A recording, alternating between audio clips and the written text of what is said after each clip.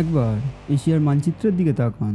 ভুটান মাত্র 38,000 স্কোয়ার কিলোমিটারের একটি দেশ। একদিকে চীন, অন্যদিকে ভারত। ঠিক দুই পরাশক্তির মাঝখানে হিমালয়ের বুকে দাঁড়িয়ে আছে এই ছোট্ট দেশটি। চীনের সাথে তার সীমান্ত 477 কিলোমিটার দীর্ঘ, দুর্গম, পাহাড়ি আর বরফে ঢাকা। কিন্তু এই সীমান্ত কোনোদিনই অফিসিয়ালি চিহ্নিত করা হয়নি। আরও আশ্চর্যের বিষয়, জাতিসংঘের 192টি সদস্য রাষ্ট্রের মধ্যে ভুটানের সম্পর্ক আছে মাত্র 58টি দেশের সাথে।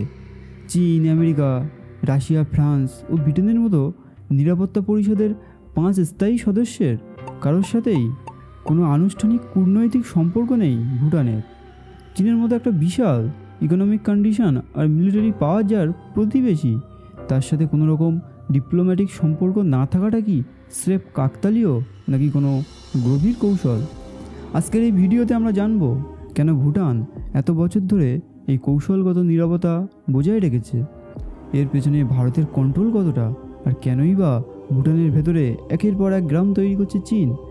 সব কিছুর উত্তর পাবেন আজকের এই ভিডিওতে, তাই স্কিপ না করে একদম শেষ পর্যন্ত দেখতে থাকুন।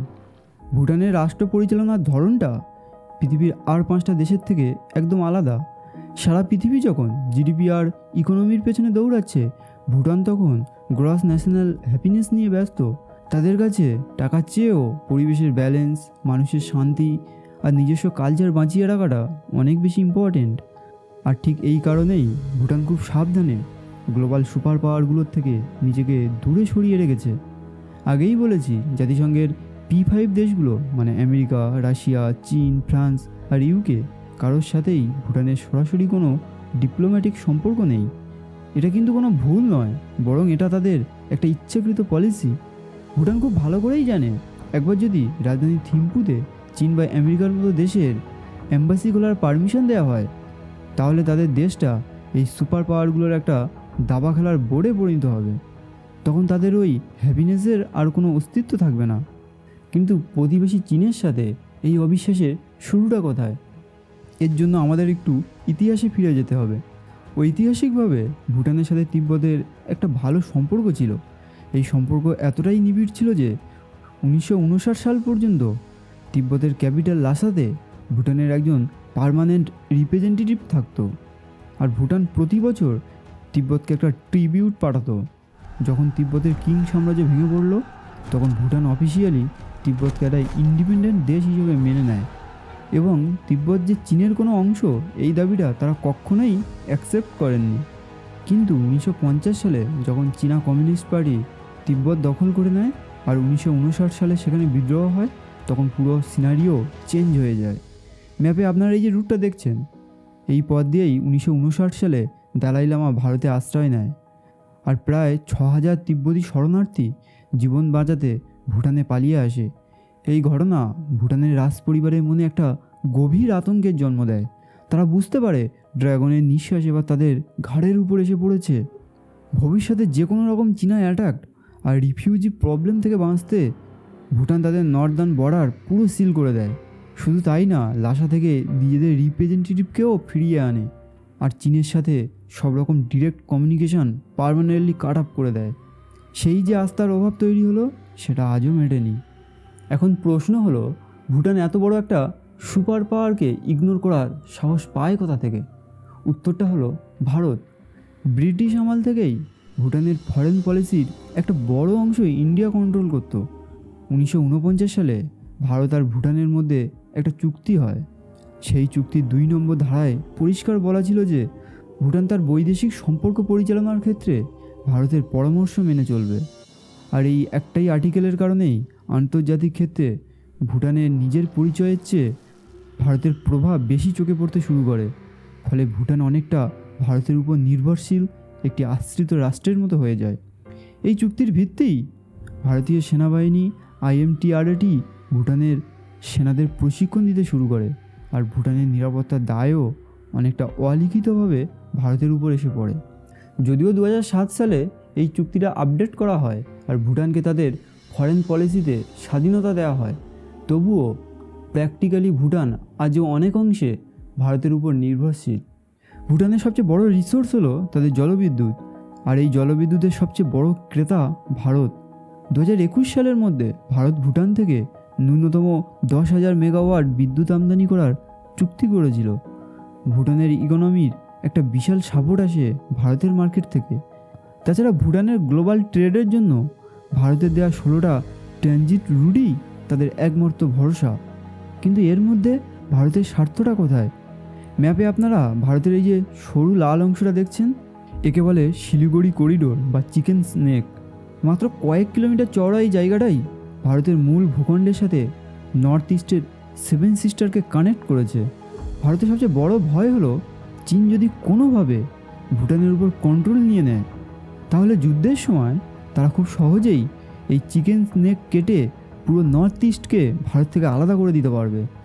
তাই ভারত সবসময় ভুটানকে একটা বাফার স্টেট বা ঢাল হিসেবে ইউজ করতে চায়। তবে চীন আর ভুটানের মধ্যে এই মুহূর্তে সবচেয়ে বড় প্রবলেম হলো তাদের বর্ডার। 477 কিলোমিটারের এই বর্ডার আজও পর্যন্ত অফিসিয়ালি ডিমার্কেট করা হয়নি। 1984 সাল থেকে এদের মধ্যে আলোচনা চলছে। 1996 সালে চীন ভুটানকে একটা চরম ধুরন্ধর অফার দেয়, যাকে বলা হয় প্যাকেজ ডিল।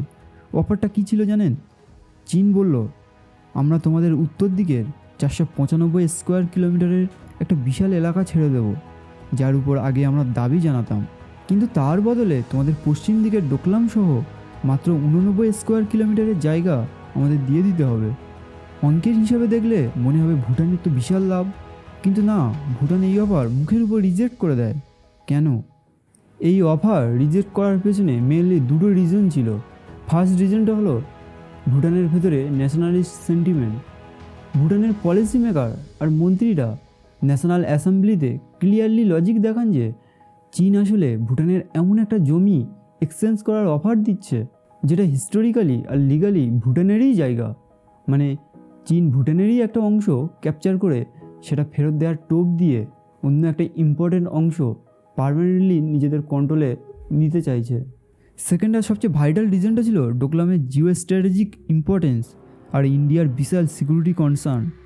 ম্যাপে আপনারা এই যে ডোকলাম এরিয়াটা দেখছেন, যার হাইট প্রায় 14,523 ফুট, এটা একদম ইন্ডিয়ার হাইলি সেন্সিটিভ শিলিগুড়ি করিডোরের ঠিক মাথার উপর অবস্থান করছে। চীন যদি কোনোভাবে এই ডোকলামের কন্ট্রোল পেয়ে যায়, তাহলে চুম্বি ভ্যালিতে তাদের যে মিলিটারি উইকনেস আছে সেটা খুব ইজিলি ওভারকাম করে ফেলবে। আর শিলিগুড়ি করিডোরের উপর তারা একটা পার্মানেন্ট কমান্ডিং ভিউ বা নজরদারি করার পজিশন পেয়ে যাবে। ইন্ডিয়ার স্ট্রং অবজেকশন আর নিজেদের সেন্টিমেন্টের কারণে ভুটান ফাইনালি এই প্রপোজালটা রিজেক্ট করে দেয়, আর উল্টে ওয়েস্টার্ন সাইডে নিজেদের ক্লেমটাকে আরও স্ট্রংলি সবার সামনে তুলে ধরে। এদিকে প্যাকেজ ডিলে কাজ না হয় চীন তাদের স্ট্র্যাটেজি চেঞ্জ করে। তারা শুরু করে সালামি স্লাইসিং, অর্থাৎ একটু একটু করে অন্যের জমি দখল করা। 2017 সালে চীন যখন একতরফা ডোকলাম এরিয়াতে রাস্তা বানানোর কাজ শুরু করে, তখন ইন্ডিয়া নিজেদের সিকিউরিটি আর ভুটানকে সাপোর্ট দেওয়ার জন্য সেখানে ডিরেক্ট মিলিটারি অ্যাকশন নেয়। ঠিক এই জায়গাতেই 30 জুন ইন্ডিয়া চীন দুই দেশের প্রায় 3,000 করে সৈন্য নামিয়ে দেয়, আর এর ফলে শুরু হয় টানা 73 দিনের একটা ডেঞ্জারাস মিলিটারি স্ট্যান্ড অফ। চীন দাবি করতে থাকে যে 1890 সালের ক্যালকাটা কনভেনশন অনুযায়ী এই এরিয়াটি তাদের। ভুটান সেই দাবি পুরোপুরি রিজেক্ট করে দেয়। রিসেন্ট স্যাটেলাইট ছবি আর বিভিন্ন রিসার্চ থেকে দেখা যাচ্ছে যে চীন গত কয়েক বছরে ভুটানের ভেতরে প্রায় 825 স্কোয়ার কিলোমিটার জমি কার্যত নিজেদের কন্ট্রোলে নিয়ে নিয়েছে। আপনারা স্ক্রিনে এই যে স্যাটেলাইট ছবিগুলো দেখছেন, এগুলো ভুটানের ভেতরের জায়গা, কিন্তু চীন সেখানে রীতিমতো 22টা আধুনিক গ্রাম তৈরি করে ফেলেছে। তিব্বত থেকে প্রায় 7,000 লোককে এনে সেখানে বসবাস করতে শুরু করেছে। বাড়িগুলোতে শি জিনপিংয়ের ছবি টাঙানো। ডোকলামের একদম কাছেই তৈরি হয়েছে জিউনমে একটা বড় গ্রাম। চীনের এই স্ট্র্যাটেজিটা হলো একটা মারাত্মক সাইকোলজিক্যাল প্রেসার গেম। তারা ভুটানকে বোঝাতে চাইছে, হয় ডোকলাম আমাদের দিয়ে চুক্তি করো, না হলে আমরা তোমাদের এইভাবে উত্তর দিকের জমি দখল করতে থাকবো। এটা এক ধরনের ফোর্সফুল ডিপ্লোম্যাসি বা জোর জুলুমের কূটনীতি। এখন একটা জিনিস বুঝতে হবে, ভুটান আগের মতো সেই দুনিয়া থেকে বিচ্ছিন্ন দেশ নেই। ইন্টারনেট আর গ্লোবালাইজেশনের যুগে ভুটানের ইয়াং জেনারেশন এখন অনেক বেশি স্মার্ট, কিন্তু তাদের সবচেয়ে বড় প্রবলেম হলো বেকারত্ব। প্যান্ডেমিকের পর দেশের যুব বেকারত্বের হার হু হু করে বেড়েছে, যা একটা সময় 28% পর্যন্ত ছুঁয়েছিল। ভালো চাকরির অভাবে অনেক ইয়াং ছেলেমেয়ে আজ অস্ট্রেলিয়া বা কানাডায় চলে যাচ্ছে। এই কারণেই ভুটানের প্রাইভেট সেক্টর আর ইয়াং জেনারেশনের একটা বড় অংশ চাইছে যে শুধু ভারতের উপর নির্ভর না করে থেকে চীনের সাথেও ইকোনমিক রিলেশন তৈরি করা হোক। চীনের বিশাল মার্কেট আর ইনভেস্টমেন্ট বা এফডিআই যদি ভুটানে আসে তাহলে অনেক নতুন জব তৈরি হবে। ভুটানের রাজাও এই প্রেশারটা বুঝতে পেরেছেন, তাই তিনি গেলেফু মাইন্ডফুলনেস সিটি নামে একটা বিশাল মেগা প্রজেক্ট হাতে নিয়েছেন, যার জন্য প্রচুর বিদেশি ইনভেস্টমেন্ট দরকার। আর এই ইকোনমিক চাহিদাই ভুটানকে চীনের সাথে সম্পর্ক ঠিক করার দিকে একটু একটু করে ঠেলে দিচ্ছে। এত কিছুর পরেও একটা আশার আলো দেখা যাচ্ছে। 2021 সালে চীন আর ভুটান একটা 3 স্টেপ রোড ম্যাপ সাইন করেছে, মানে ধাপে ধাপে তারা এই বর্ডার প্রবলেম সলভ করবে। আর একদম রিসেন্টলি 2026 সালের এপ্রিল মাসে বেজিংয়ে তাদের 15th এক্সপার্ট গ্রুপ মিটিং বা ইজিএম হয়ে গেল। এই মিটিংয়ে তারা জায়ান্ট টেকনিক্যাল টিম বানিয়ে বেশ কিছু লাইন ক্লিয়ার করেছে। দুই পক্ষই চাইছে খুব তাড়াতাড়ি একটা ফাইনাল সলিউশনে আসতে। কিন্তু এখানেও ভারতের একটা প্রচ্ছন্ন নজর রয়েছে, কারণ 2012 সালের চুক্তি অনুযায়ী ত্রিদেশীয় বর্ডার যেমন ডোকলাম নিয়ে কেউ একা একা ডিসিশন নিতে পারবে না। তাহলে শেষমেশ যদি ভুটান চীনের সাথে হাত মেলায় তাহলে কি হতে পারে, চলুন একটা সামারাইজ করে দেখি। প্রথমত, বর্ডার প্রবলেম চিরকালের জন্য মিটে যাবে, চীনের ওই সালামি স্লাইসিং বন্ধ হবে। দ্বিতীয়ত, ইকোনমিতে একটা জোয়ার আসবে, চাইনিজ ইনভেস্টমেন্ট এলে দেশে প্রচুর চাকরি তৈরি হবে আর ইয়াং ছেলেমেয়েদের বিদেশে যাওয়া কমবে। ভুটান ভারতের ছায়া থেকে বেরিয়ে নিজেদের একটা স্ট্রং পজিশন তৈরি করতে পারবে। সবচেয়ে বড় রিস্ক হলো ভারতের রিয়াকশান। ভারত যদি রেগে গিয়ে ইকোনমিক সাপোর্ট বন্ধ করে দেয় তাহলে ভুটান চরম বিপদে পড়বে। নেপালের হিস্ট্রি থেকেই আমরা জানি ভারতের ইকোনমিক ব্লকেড কতটা মারাত্মক হতে পারে। তাছাড়া ডোকলাম চীনের হাতে গেলে পুরো সাউথ এশিয়ার ব্যালেন্স নষ্ট হবে। থিম্পুতে চাইনিজ অ্যাম্বাসি খুললে সেটা স্পাই আর হ্যাকারদের আড্ডায় পরিণত হবে, যা ভুটানের নিজস্ব শান্ত কালচার আর জিএনএইচের জন্য একটা মারাত্মক থ্রেট। সব মিলিয়ে বলতে গেলে ভুটান এখন একটা সরু আর বিপজ্জনক দড়ির উপর দিয়ে হাঁটছে।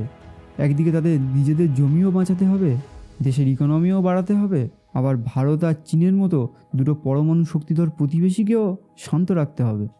আগামী দিনে ভুটানের এই ডিপ্লোম্যাটিক ব্যালেন্সিং গেম পুরো বিশ্বের কাছে একটা দারুণ স্টাডি মেটেরিয়াল হতে চলেছে। বন্ধুরা, আপনাদের কি মনে হয়, ভুটানের কি এবার ভারতের ছায়া থেকে বেরিয়ে চীনের সাথে সরাসরি যুক্ত হওয়া উচিত, নাকি ডোকলামের কথা ভেবে ভারতের পাশেই থাকা উচিত? আপনাদের মতামত অবশ্যই নিচে কমেন্ট করে জানান। আজকের মতো এখানেই শেষ করছি। ভালো থাকবেন, সাবধানে থাকবেন।